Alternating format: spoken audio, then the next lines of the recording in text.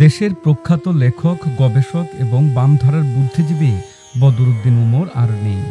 আজ রোববার সকালে ঢাকার বাংলাদেশ স্পেশালাইজড হাসপাতালে তিনি শেষ নিঃশ্বাস ত্যাগ করেন। মৃত্যুকালে তার বয়স হয়েছিল ৯৪ বছর। জাতীয় মুক্তি কাউন্সিলের সম্পাদক ফয়জুল হাকিম লালা সংবাদ মাধ্যমকে এ খবর নিশ্চিত করেছেন। বার্ধক্যজনিত নানা জটিলতায় দীর্ঘদিন ধরে ভুগছিলেন বদরুদ্দিন উমর। শারীরিক অবস্থার অবনতি হলে আজ সকালে তাকে হাসপাতালে নেওয়া হয়। সকাল ১০টা ৫ মিনিটে তার মৃত্যু হয়।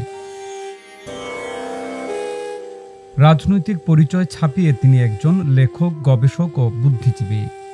বাংলাদেশের রাজনৈতিক পরিবর্তন ও নানা প্রয়োজনের সময় তিনি দক্ষতার সঙ্গে বিশ্লেষকের ভূমিকায় অবতীর্ণ হয়েছেন।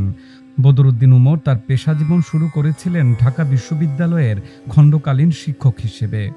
পরে তিনি রাজশাহী বিশ্ববিদ্যালয়ে সমাজবিজ্ঞান বিভাগ প্রতিষ্ঠা করেন। ১১ বছর শিক্ষকতা করে সমাজতন্ত্র প্রতিষ্ঠার লক্ষ্যে রাজনৈতিক সংগ্রামে যুক্ত হয়েছিলেন তিনি। তার পিতা আবুল হাশিম ভারতীয় উপমহাদেশের অন্যতম খ্যাতনামা রাজনীতিক। রাজনৈতিক জীবনে তিনি বাংলাদেশ কৃষক ফেডারেশনের সভাপতি এবং গণতান্ত্রিক বিপ্লবী জোটের কেন্দ্রীয় সমন্বয়কারী হিসেবে দায়িত্ব পালন করেছেন।